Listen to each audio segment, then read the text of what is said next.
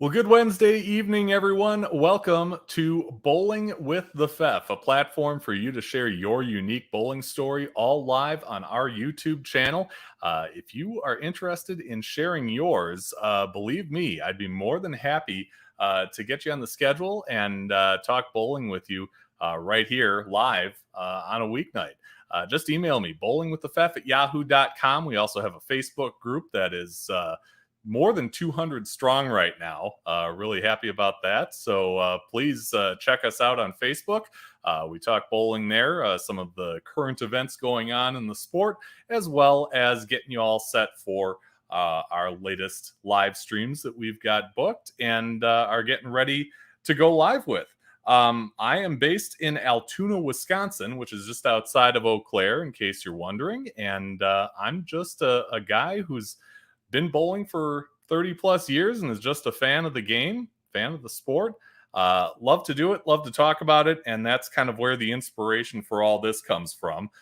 So if you're like me, or if you're like any of our guests, like I said, feel free to hit me up. We'd love to talk to you about really what is the best sport out there. Speaking of our guests, I'm very excited to bring on our guest for tonight. He is PBA star Tom Smallwood from Saginaw, Michigan. Tom, thanks for joining us tonight. Oh, thanks for having me, man. I appreciate it. Yeah, you betcha. You are just back from Bowl Expo in Louisville, Kentucky. It started last Sunday, ran a few days. How come you were there? What was your role, and what was it like out there? Actually, it's been a few years since I've been there. It was great to actually be back again. It's been 7 or 8 years since I was there, and no, it's a great time, great thing, and you see all the new stuff, which is, it's kind of odd, for me. Like I was there, there was like Home Depot's there, which is for me, it's like I'm not sure Home Depot's there, but there's so many different things there. All the new equipment and faces you don't see very often. I've been in the bowling industry for my entire life, and you don't see everyone all the time, so it's kind of nice to go there, see some of the faces you don't see very often, and I was just there representing Motive, and I was there for 3 days, and that's what I did. Okay. I took a look at the flyer for it, of course, because I was curious, and what kept drawing my attention was the fact that Jeff Foxworthy was performing there. Did you get to see the show or even meet him? I didn't know. That was on Wednesday morning, I believe, or Thursday morning. No, we actually were actually going to there to start the booths up and stuff. So I actually never got a chance to listen to him. I heard he was great. Everyone said he was really good, but it really wasn't for us. It was more for the customers and the bowlers guys. So, no, that was kind of their treat. That they do for them, and we were just there working, slaving away. Sure. You are in a unique position right now, and it's kind of the white elephant in the room, so I've got to bring it up.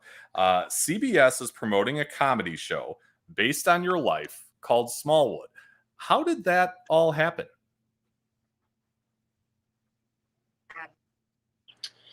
It actually happened the day after I won the World Championship in 09. It's kind of crazy, I finally make it out there, and I bowling.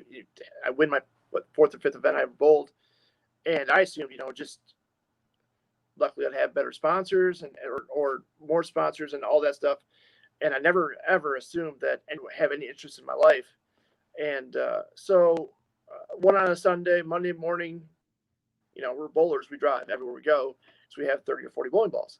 So we're driving home from Wichita. My phone never stopped ringing the whole time, and different news channels, local and actually national, and a few different producers called me and say, "Hey, we'd like to do something with your story, and in your what just happened.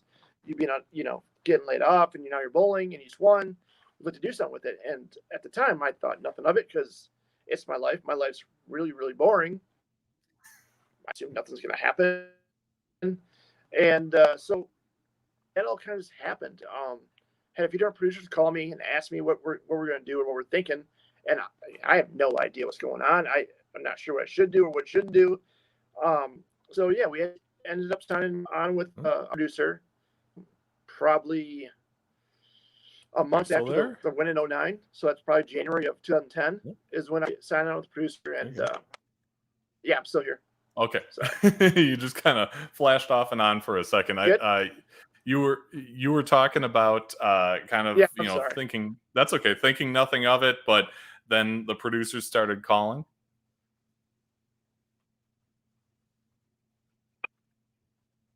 Yeah, yeah. So we ended up signing on with the producer in January.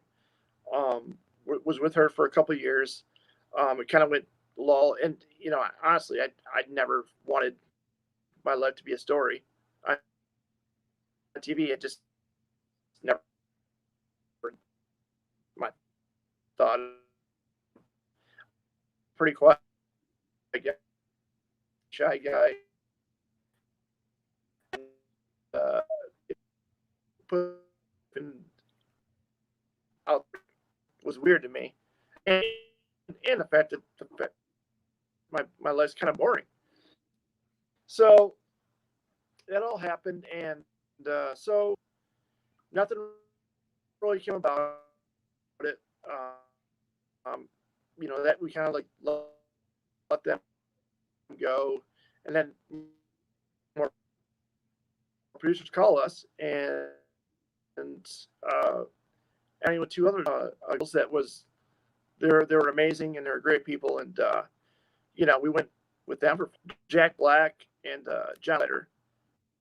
Producer came out to Indy the one year. I went there for a few days. It was really cool, and it almost became a movie then.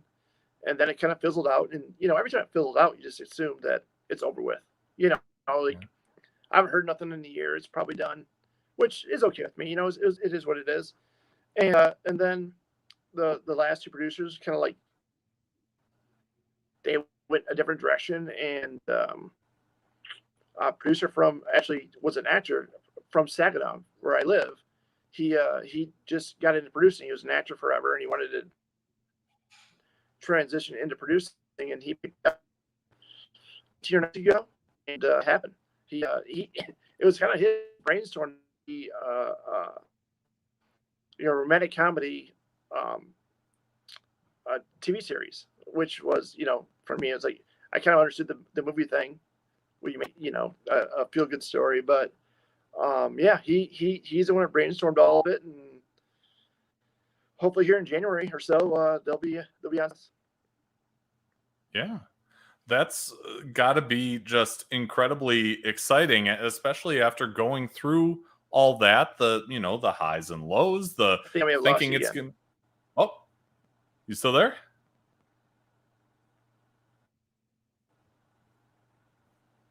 Oh, Are you still there? I'm here. Yep. Yep, I'm here. Can you hear me? Oh, sorry. That's okay. I'm gonna try and get you on the phone here, just because it seems like it's kind of breaking up a little bit, and rather than tempt fate, uh, let me see if we can at least get audio this way, and if it works out, then it works out, and at least we Yeah, can hear what you're saying. If you have your phone nearby, yeah, I I'm can. just looking up your number there. Let's try it that way. Sorry about that. No, that's okay. That's okay. That might be a little easier.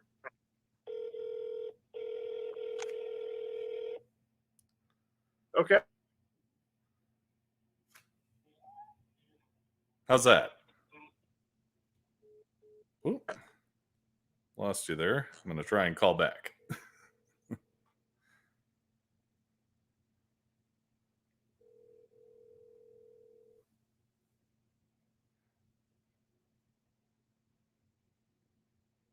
Hello? Hello, there you go. I'm sorry. That's okay. Hey, as you know, Well, just a minute. we'll see you a little and we'll hear you a lot. How's that? Yeah, perfect. And I'm going to throw your picture up too, just because then we can kind of see you at least in that form. So you were saying again, this it took all this time. It's kind of I think it's going to be a movie. Now it's not because I'm not hearing back from anybody.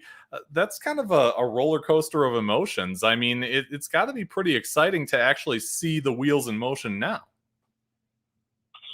Yeah, for sure. It just don't seem real. You know, I mean, I'm a very simple guy from Michigan. It's you know, I bowl for a living, and that's what I enjoy doing. I never really dreamed or even thought of this ever to be happening.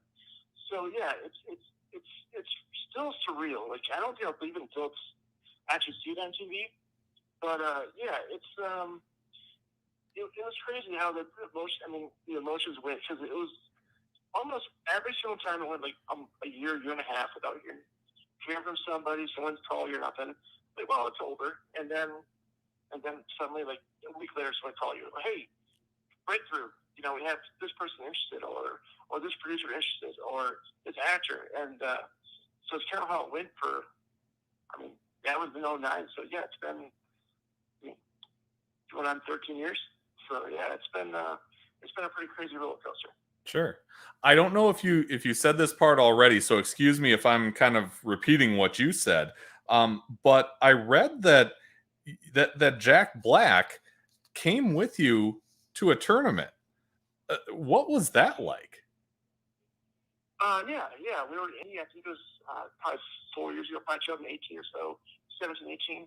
And we were in Indy Open, and Jack Black and John Linkletter, which is a well-known producer, they both came down, and that they're going to make a movie. So that's what they're going to do. And was there Jack Black, hung with him for a couple of days, great guy. And yeah, so that was kind of odd. It was funny. I met him in the hotel. I'm in the elevator, going to the elevator, push the up button, open the door up, and Jack Black Center was staring at me. And he looks at me and goes, "Tom Smallwood." Like, yes, sir. Wow. He's like, I'm going to be you. And that's how we met. So it was pretty funny how, I mean, because I'm nervous, obviously, because it's Jack Black, and it's, you know, it's just not normal, everyday thing. And yeah, but no, we hung out for a couple of days. Great guy. You know, it was just a good time, but it just didn't happen that way. But no, it was a pretty cool experience. Yeah, I bet. So last week's guest, who was Barry Asher, in case you hadn't heard, had told us that you two ran into each other after he was called in to work on the show. Do you remember that? She texted me. I only know him in passing. We really haven't talked a ton besides text back when he was working on a project. He texted me and said, "Hey, I'm here," and he showed me some pictures of some stuff. And but besides that, we've only really met in passing. Yeah. Yeah. He said that you guys were at a trailer. You were leaving. He was coming in. And he said that you told him, "Oh, you can't go in there." And he said, "Oh, I'm Barry Asher." And you said, "Oh, you can go in there." Is that how you remember it? Yeah, a little bit. Yes. I'm awful like that way. I mean, with names and people. Sure. I forget everything. Yeah. There are a lot of bowlers out there with opinions about how this show could look and what it could do for the sport. And you know how we are. We kind of, try to take ownership of something like this.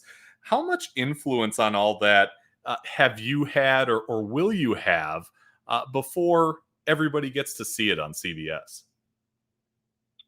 I'm not positive, really. I mean, they're making it how they want to make it to be entertaining, but I do have a good relationship with the writer. I talked to him quite a bit, and he wants to make bowling he wants to be as respectful as possible to bowling. He wants it as true as possible, and no, I mean, it should be a great thing for bowling.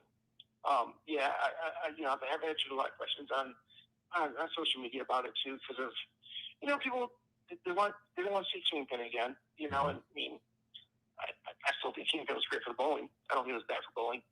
I mean, having Gilmore didn't hurt the PGA. but no, they want to do it the right way and as respectful as possible and as true as possible, what they can do. Obviously, they're making for TV to be entertaining. So it's, I mean, some of the stuff's really far-fetched, but that's just TV in general. Sure. Yeah. Comedian Pete Holmes, who some will remember starred in Crashing on HBO, is going to play you in the show. Have you met or talked to him at all, or is that just not part of the deal? I have not yet. As far as I know, I'm supposed to go out there in early August, and when they start taping, to I don't know, just be out there and consult, I guess.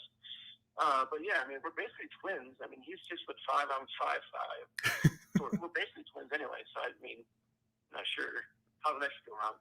Yeah, twins like Schwarzenegger and DeVito, right? Exactly it. Yes. Yeah. He did put out on his Facebook page a couple months ago, or maybe a month and a half ago, that he was so excited to be working with what he calls this incredible cast and these amazing writers. That's got to be, pretty good, for you to hear, something like that. That sounds like a real vote of confidence. Yeah, for sure. I mean, everything's going good. I mean, I talked to her a lot before it actually got picked up, and she was telling me how well received it's been.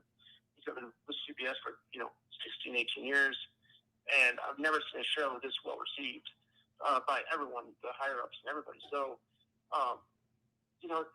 and I'm one of those guys that get my hopes up for something and until it happens. But yeah, I'm hoping it keeps trending in the same direction because everyone at CBS seems to be happy with it and loving it, and it'd be great to get a few seasons through this.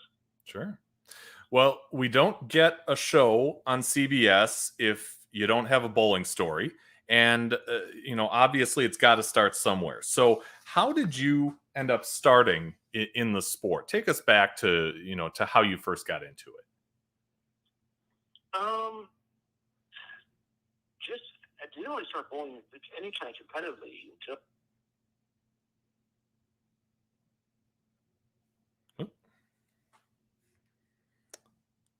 Still there?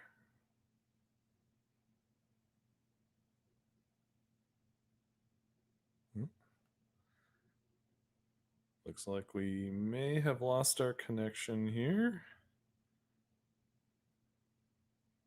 Let me try again. Maybe I can get him back on the line.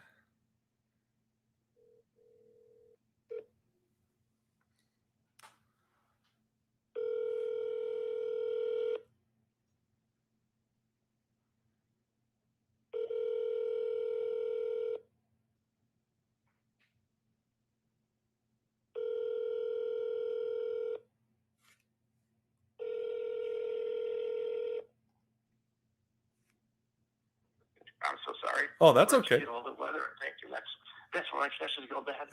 I figured I hit a button, so. But No, I'm not. You were just starting to get into to the origins of your bowling story. Yeah. I mean, I really didn't bowl much at all when I was young. I didn't start bowling like any kind of competitively at all until I was probably 14-ish. Okay.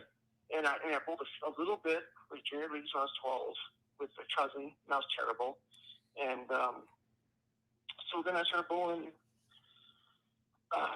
Met a few friends that were good bowlers and just started bowling. And guess you could get my butt kicked all the time. So I practiced with them. And that's kind of how I started. Yeah. Tell me about the bowling scene in Saginaw. I mean, I'm familiar with, with bowling in Milwaukee. That's where I grew up. Like I said, I'm outside of Eau Claire right now, so it's a little different still just because obviously time has passed and it's a smaller town. There's, less of the population that's into it. In Saginaw, is it relatively big there?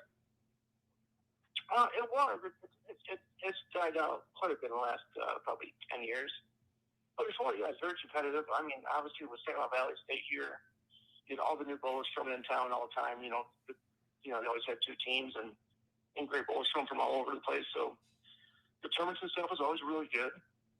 Our one Thursday night league, we had 80 brackets every week, and pots paid really good.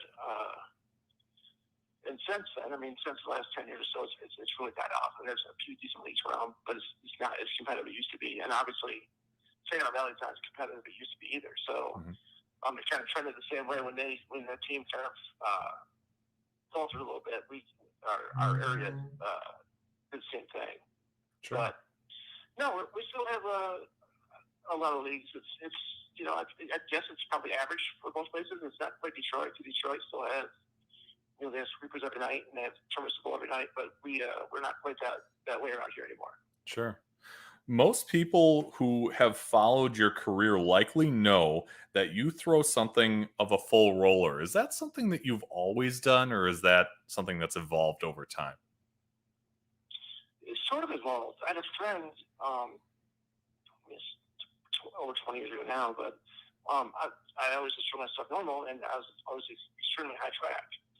And he's like, you know what? I think you're a full roller. We're gonna try something. And literally that day, we switched some stuff around and drilled a couple balls. For me, full roller. I mean, I started bowling. I mean, it totally changed my game, and how I bowled and how good I bowled. It went from being a fairly competitive bowler to being a top end bowler in like literally a day, just from layouts and ball rolling so much better. So that's kind of how it happened. That's a friend of mine I had approached after this, like, hey, I think you're close enough. Let's try something. And ever since that day, I've drilled 99% of my stuff all for the roller. Oh, and how do you grip the ball? Is it in a traditional sense? Is your thumb in the whole way? Are your fingers into fingertip or differently? Yeah, it's drilled traditionally. It's like there's an 1/8 inch difference between my ring and my middle finger. But my fingertip, and I only use half my thumb, so the ball kind of sits on my wrist. It's obviously a little bit different, and I sit it kind of sideways in my hand. It's the oddest thing ever, but I kind of started doing it a long time ago because I used no thumb for a while, but then I always felt like my approach, the ball would move a little bit. I never felt like I had complete control, so I started trying to use my thumb tip to have consistent anchor point all the time, and that's I probably went 10 years with no thumb, and then I put my thumb tip in it, which watching Belmo and Kyle Troop bowl, it probably messed up back then, but I put the thumb tip in it just to have control and the more consistent anchor point. Sure. What do you remember about your first 300 game? Oh, not feeling my legs mostly. Like walking on air, to the approach. And you know what? I mean, that's the one thing I tell people too is what's it like to throw or try to throw a strike to win a title or win a match on TV. It's a lot like your first 300 game, at least for me. Where you just like your body just takes over. You've done it so many times. It's just your body just does it. And that's my biggest memory of my first 300 was I don't remember how good it was when I threw it. I just remember not feeling my legs when walking to the approach. Do you remember where and when? I remember where. It was Bay Lanes in Bay City, Michigan. I was 20, so it's a long time ago, 23 years ago. I don't remember the date though, but it was mid-season, and I was 20 years old. So 23 years ago. Sure. You mentioned Saginaw Valley, being right in your local area. Did you bowl in college or try to bowl in college? I bowled for like 3 minutes. Brian Walsh was a good friend of mine, still is a good friend of mine. He was bowling for Saginaw Valley at the time, and he talked me into it. He's like, you know what, you still have eligibility left, jump bowl. And so I did. I hated school my entire life, so I went for about a minute, and I bowled with them for a semester, and then I decided to go bowl on tour. Okay. Smarter.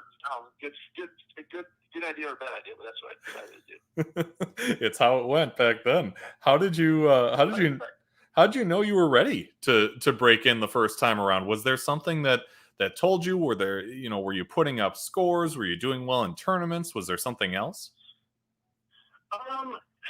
my first year ever on tour was actually 2003, 2004. It was the year before the Youth on Tour started. I bowled all kinds of amateur stuff. I bowled high rollers, stuff like that. And it was one of those things like, if you're going to do it, this is the year to do it. And I went and bowled. I mean, I bowled okay. I started out slow. I mean, first year every year. I think first ever time on tour. And I finished 53rd. They took the top 50 that season. So I bowled almost a full season in 03-04 and missed. So when that happened, I was like, I would kind of tuck my tail and like, I'm going to go home and do a job and work. That's kind of what I did. So I don't know if you ever really know you're ready or not. I didn't know if I was ready then, which, I mean, I was close. And then 09, when I got laid off, it was like, I almost got thrown into it somewhat. Something I wanted to do, and it was close. The tour trials were in Detroit that year, which wasn't very far. I was laid off. I told my wife, I'm like, if I don't get called back to work, I'm going to bowl that and see what happens. And, I finished second, I think, behind Joe Schione. So, yeah, I mean, I don't know if you ever really know you're ready. And, but, my first indication that I thought I was good enough to bowl was the TV show I made when I didn't throw it good. I thought if I bowled flawless for the full week, I'd have a small chance to get a TV show. And then, you bowl and you don't do it great, and suddenly you're fourth on a show. Well, wait a minute. I didn't bowl good. I made it. So, you kind of feel like you're all right. Then maybe I am ready, and I am good enough to make it with these guys. But I don't think you really know you're ready until you're already in it. Yeah. You talked about that tour trial thing. I read that you had to scrape up $1,500 really of your own money to do it. That must have been tough, and I would imagine you're a married man. It must have taken some convincing. Yeah, at the time, my daughter was a little over a year old, and I was laid off. And I was really fortunate. I had a sponsor from Long Island that when I got laid off, I just assumed I was getting called back to work. So it wasn't like it was never a worry for me to go back to work. I assumed I was going to be called back. So I was like, what am I going to do until I get called back? I'm going to go bowl. I love to bowl. That's what I do. And so I called my old sponsor and said, hey, I'm going to be around for January High Roller. If you want to sponsor me some more. He's like, absolutely. So, we did that. I bowled well. And honestly, in 09 is probably the best, 08 and start of 09 was maybe the best I ever bowled. As far as amateur events and stuff like that and local stuff, I mean, every time I bowled, I was winning or top 4 everywhere I bowled.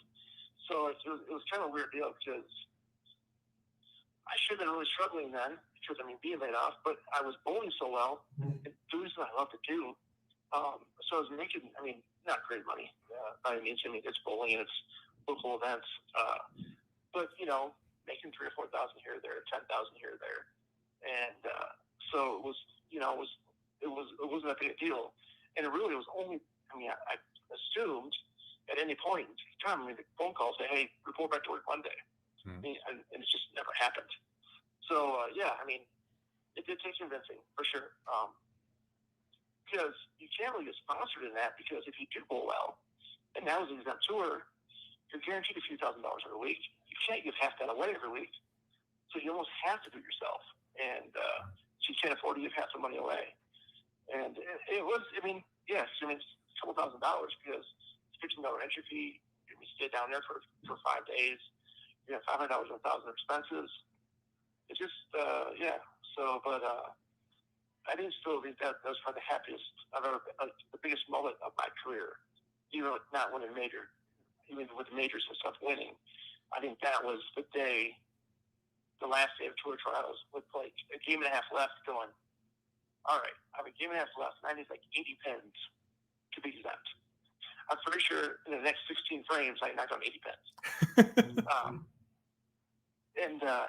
remember just being in tears, holding them back the whole time. And I've never had a moment like that. Even winning a major, the first major I hit, it was great, but it was that was where it was all right, I finally got to where I want to be. And, now I try to get to prove to the world that I am good enough to be out here. And that was probably my biggest accomplishment ever in bowling. Sure. Yeah. When, when you won that tournament in 2009, the PBA World Championship, what went so right for you that week? Oh, that was a weird deal, too. Because, the World Series was in Detroit, and we bowled that in August, September. And we didn't bowl the finals of the World Championship until December in Wichita. So I had 2.5, 3 months off till I bowled that. So, I bowled really good the World Series there. I made one of the shows. I don't remember which one. I did Scorpion show. And, obviously cloud nine because it was your first TV show ever. I hurt my neck the night before the show, and I couldn't even bowl physically. It hurt so bad. Wow. I've never been in so much pain bowling. And so luckily I had 2 months off before we bowled the finals of the World Championship, where I probably won an bowl. So, I don't know what went right. I bowled pretty good. I bowled Bill near the first match. He bowled a really bad game against me. I think he shot 160. I shot 210. I bowled Wes, and Wes bowled a pretty good game, but he kind of lost at the end.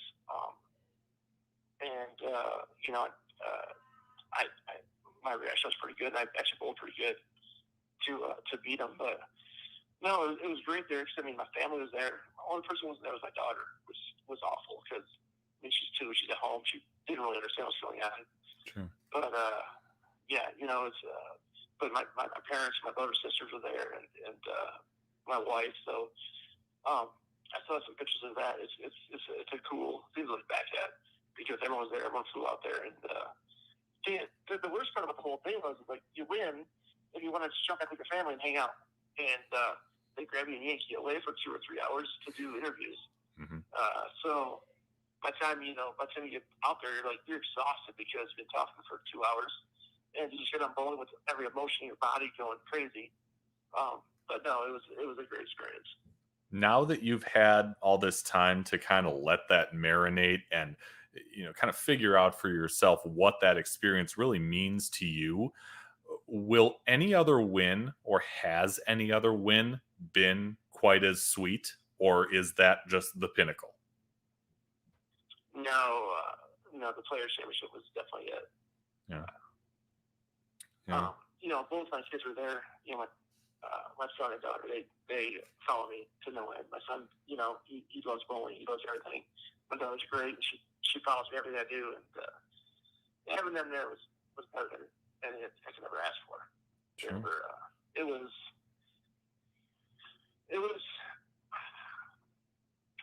know. It's unexplainable. It was such a good feeling to have them there. And it's such a big moment. So that would always be my thing. Hugging those two as soon as I won, beating Belmont it will always be my one moment in life. Sure. You've won a couple more titles since then, the 2013 Scorpion Championship and the 2018 PBA Players Championship. Were there any changes to your game physically, mentally, anything like that you made between any of those wins, or was your approach the same as it was in 2009, 2008, or even before? It's similar. Your body evolves and you just get older and different stuff happens. But as far as physical things you think about or do differently now, there really wasn't anything different. It's a grind all the time. Your body changes. You throw one week, you throw a terrible, and next you don't know. There's no rhyme or reason for it, but it just happens. So no, it wasn't any thought differently or any training differently. It was just sometimes your week's your week and sometimes it's not. Yeah. You bowled with Amanda Vermilyea in the PBA PWBA mixed doubles. How did you get paired up with her, and what was it like to be her partner? I knew who she was a little bit, and I knew her husband a little bit. Not closely, but talked to her, and passing a few times. Sure. Chuck partner actually did it. Chuck, I told Chuck I started looking for a partner. I said, I'm going to bowl with Lucy. And I said, if someone good pops up, let me know. I'll let the bowl. And like 3 days later, he's like, I got your partner. I'm like, Amanda. I'm like, oh, I know she is. Yeah. And she has like the best personality of any human being I've ever met in my life. She's been through a lot, obviously, and but what a fun time and just so positive all the time. Where I'm the old bowler's been out too long and I'm negative Nancy sometimes. So seeing that ray of sunshine all the time is pretty nice because all the guys on the Vermilyea Tour, especially you guys have been out there for a while. You should, for whatever reason, you get a little bitter about whatever reasons because we're getting older and we're not as good as we used to be. Maybe probably the biggest reasons, but a great person to bowl with, a great person to be around, inspiring. It's an absolute pleasure. I mean, if she said she wanted to bowl no more, I just wouldn't bowl with Lucy anymore. I mean, she's not partner until she dumps me. Wow. I did ask her about, bowling with you, what that's like. And she told me that bowling with him is so much fun. He's probably the nicest guy I've ever met on the PBA Tour. I'm very lucky to have him as my partner. He's super knowledgeable and very supportive. Looking forward to kicking butt with him at the Lucy. That's got to make you feel pretty good. Yeah. She's a bad judge of character, probably. But yeah, no. I mean, I'm looking forward to this year a lot. Obviously last year stuff was going on, and it didn't even happen. But yeah, I'm looking forward to going with her a lot. I wanted her to win the first title before this, but I kind of want to be the first title with her. Yeah, her first girls title. So it'd be great to win with her. Sure. You mentioned the stuff that happened the year before. How did you handle the early days of the pandemic? Were you restricted by bowling center closures or anything like that, or were you able to just bowl kind of straight through? No, I didn't get to bowl hardly at all. Everything was closed around me. I'm fortunate to have a close friend that has a bowling center not too far away, about an hour away. So I snuck in there every once in a while, but it was one of those things where there was like, if you get caught with someone in there, you get in trouble, and Michigan was one of the strictest states. So the worst thing that happened, you wouldn't hate to see him lose his liquor license because some guy was practicing in the bowling center, when they're supposed to be closed. So it was hard. You just didn't get to, nothing was open. You couldn't go anywhere. All the local stuff around was closed. It was, I got to sit at home and hang out with my kids every day, which is kind of cool. So, to complain about it, I'd be lying because, I love hanging out with my kids. But, no, but as far as bowling, though, it was hard. You couldn't bowl. You couldn't bowl. I was always worried. PBA is going to say we have 4 events coming up, and I'm like, I can't physically bowl. There's nowhere to go. I can't go anywhere unless I drive to Ohio. And but yeah, I bowled once every 3 or 4 weeks. That's all I did. Yeah. When the PBA starts gearing up for the Players Championship earlier this year, how do you get ready for a tournament like that? In that state that you're in, where you're not sure. You're having to travel to practice, or not being able to practice at all. Yeah. Luckily I had a friend that has a center. I could go and sneak in or bowl a little bit, but no, it wasn't like a normal practice. Normally I practice close to my house where I go 5 days a week and practice. And this, obviously, I'm not driving an hour each way 5 days a week. It's just too much. And then the format was so crazy. I bowled to Wisconsin, mm-hmm. and it's be top 5 of that, which is hard to do. 90-some bowlers, you're top 5 of that. It's hard, and then win that one to get to the main one. And, to me, I'm like, well, it's a very prizeful, crazy format. I didn't have much faith in it, and generally that's what happens for me. If I don't have any faith in something or complain about it, that's when I feel good. The plastic ball tournament, I hated the plastic ball tournament. I made the show. I'm like, this is the only thing I've ever seen in my life. And then, now you're finished. Like, of course, you complain about it, and then you're on the show. But Yeah. No, it was a crazy format, and so we just, I bowled as much as I possibly could. Yeah, I was bowling 4 or 5 days a week, which is, about normal, but just not bowling. I still like bowling 7 days a week if I'm getting ready. Sure. Bowl 5 days a week practice, and then try to find a random tournament. But obviously, it was not random tournaments because I didn't bowl anything competitive for months before that. So yeah, it was a different thing. I didn't have much faith in my bowling ability at the time I went over there, and sometimes it clicks. You start bowling, you start okay, and like, well, wait, I'm doing pretty good out of nowhere, and it's kind of what happened. Yeah. You mentioned, bowling the qualifying at Bolero in Wauwatosa, which is a center that I'm a little familiar with, just having grown up in that area. You shot 300 in the qualifying. Of course, you've got 4 different patterns, so you don't know, how it's going to go, block to block. But tell me about what you remember about maneuvering your way through that qualifying and making the top 5. It was honestly, I had good ball reaction the whole time. It was one of those things where it was like when I didn't bowl a good game, it was a really bad pair, or it was just me. And very few choices I've bowled in my entire life. Where you bowled that many games where it was like almost every game I had ball reaction, and like I knew what was going on. My moves were simple, so it actually played way easier for me than it should have, and I'm sure for a lot of people. But it's one of those weeks that just your ball was doing the right thing, and unfortunately I took advantage of it. Plenty of weeks I had my ball did the right thing, and I just do everything wrong to pull my way out of it. But it was a week where my ball looked good. It was strict when I hit the pocket. I wasn't leaving disasters, and I made spares. It was the week. It was the perfect storm. It just worked out. Yeah. So then you make the top 5 and you have to go down to Florida for the step ladder.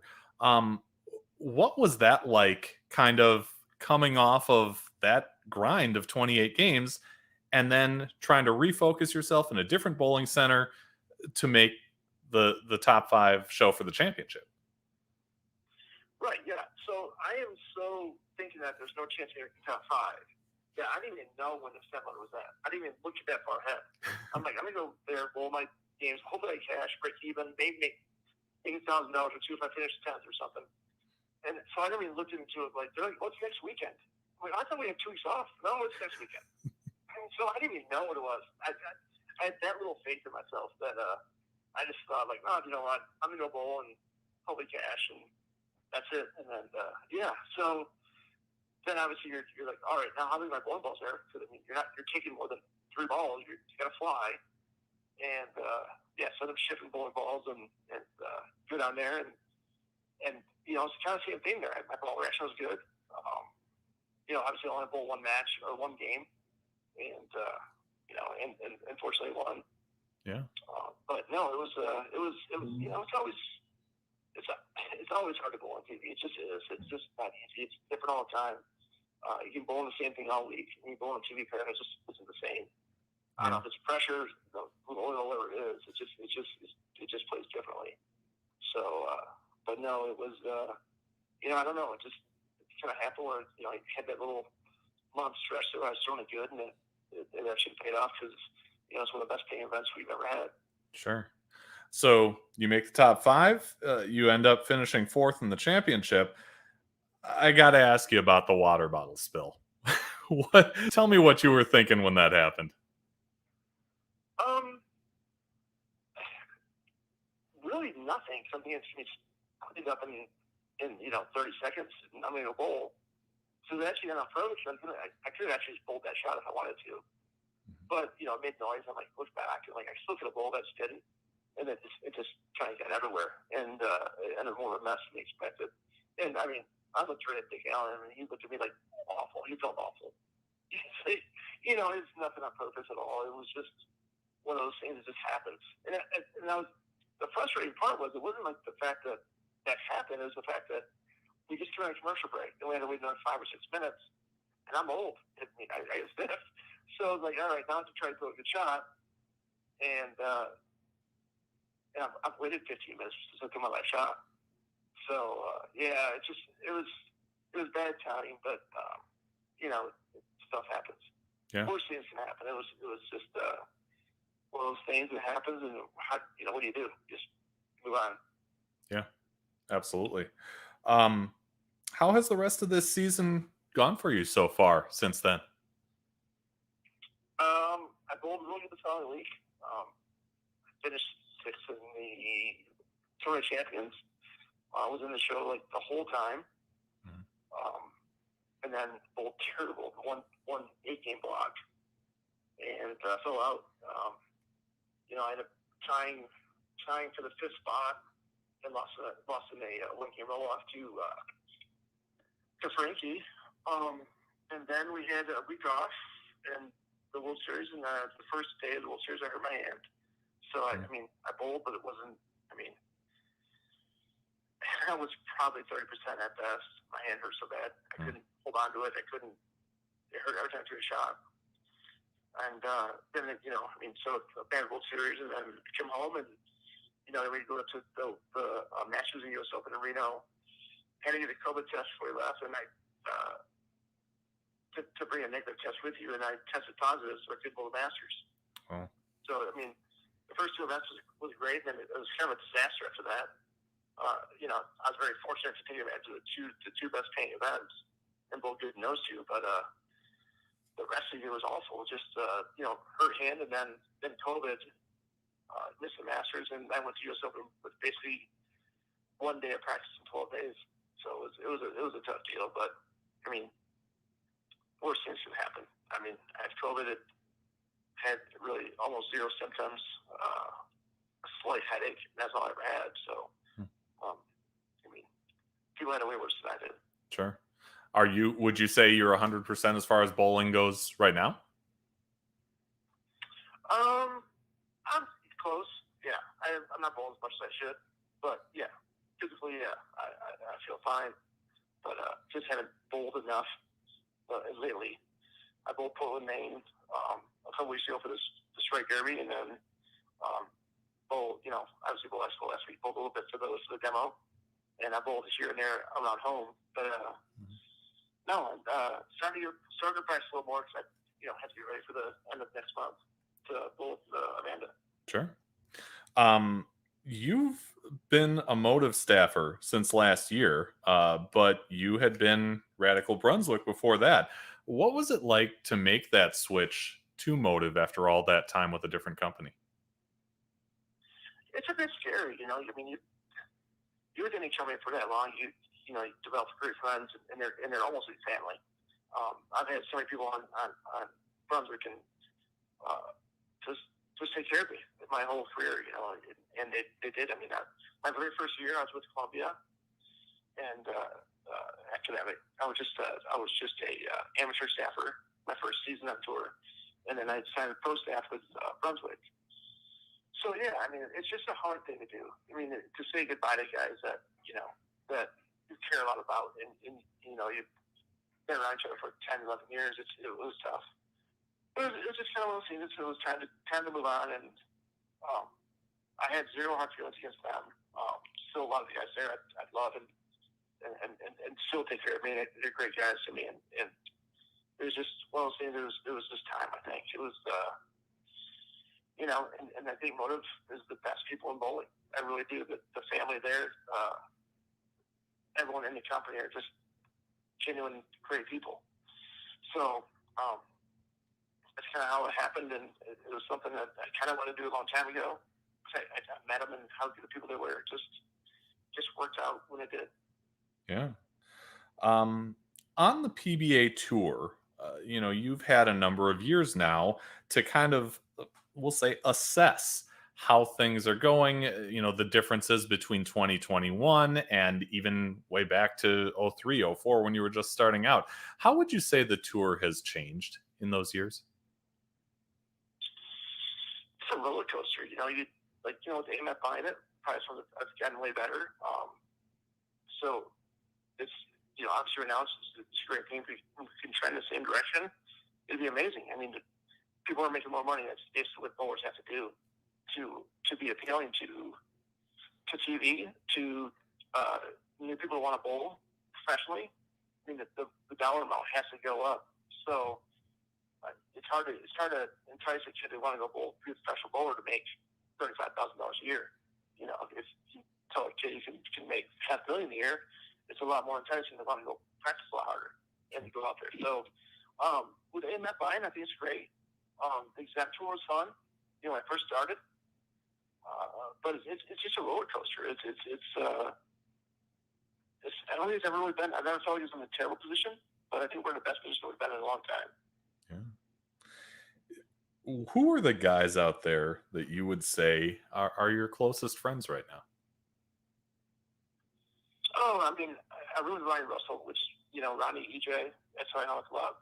Low Shutter was too, and you know, I understand low step bowling, and I understand why. But you know, he was one of my favorite guys ever out here. So that's the guy they have the most is EJ and Ronnie. Yeah. Okay. How about the future? What would you say it looks like for you, and what goals do you still have that you haven't achieved yet? Well, I mean, I don't know what my future looks like. I don't know exactly what I want to do. I still have 2 years with Motive, and I'm hoping they extend that for a little bit longer. I'd like to bowl for 5 or 6 years. But, I mean, ideally, I'd like to win 2 more titles and be eligible for the Hall of Fame. All I need is any 2 titles, I'm eligible. So that'd be my end goal. There might be a mic drop at the end. Just leave my shoes at the foul line if I did. But that is my goal. I'd like to be eligible for the Hall of Fame. Yeah. Does, you had mentioned to me when I asked you to send a picture, and we're looking at the one that you sent right now, that this is probably the only one that doesn't involve some kind of white-tailed deer or something like that. Does being a professional bowler work with other hobbies like hunting, with family time, with all that stuff? Yeah. I mean, I tell myself all the time, if I was working full time, I'd see my kids less than I do now. I'm gone a couple weeks at a time here and there, but for the most part, when I'm home, I'm theirs. And so it does suck being gone. I don't enjoy being gone for 2 to 3 weeks at a time. But I mean, I also spend a month or 2 at a time at home also. So yeah, I mean. Obviously, hunting, I'll fit it in no matter what. I'll figure a way to get it in because I might quit bowling if I had to chase whitetails. But no, I mean, I'm pretty blessed to have the job I do. I get to spend more time with my family than most people ever get to, and do more things than most people do with a full-time job. Sure. You mentioned the Strike Derby. Obviously, you can't tell us what happened, but when can we see that? That'll air July 11th on FS1. I'm not positive what time, but it is July 11th. Okay. Coming up about 2 weeks from now, if you can believe that. The way we end our shows, as I told you before we went on, is we go off the sheet. And what we'll do is we'll ask you to challenge somebody else. And skill level is kind of irrelevant. We cater to all skill levels in bowling. But we look for people that have a passion for the game and a unique story to tell, which we all do. So, Tom Smallwood, who would you like to challenge to be on a future episode of Bowling with the Fef? I think Patrick should be on there if he hasn't already been. Has Patrick been with you guys yet? He has not. He provided us with a quote in regard to Nate Purchase because he was a guest on a previous show and he had mentioned Packy. But no, we haven't had him on the show yet. Gotcha. I think that's what it should be. Okay. And what about Packy? Do you think would make a good story for us? I'm not Tackett. I'm sorry. Oh, Tackett. Oh, no. EJ has not been on our show, and no, I haven't made contact with him yet. But why EJ? He's pretty entertaining. He always has some good stories to tell. So I think he'd be a good person for the show.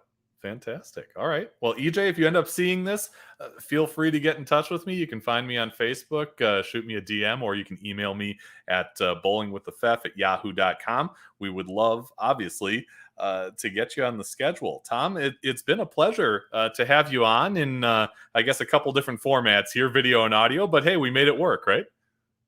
That's right. Yeah. Thank you so much. Yeah, absolutely. Thank you. And we will see you again next week. We haven't gotten an exact date for our next live stream, but I'll be updating the Facebook page in the days ahead with that. Until then, be just and fear not. And we will see you on our next show.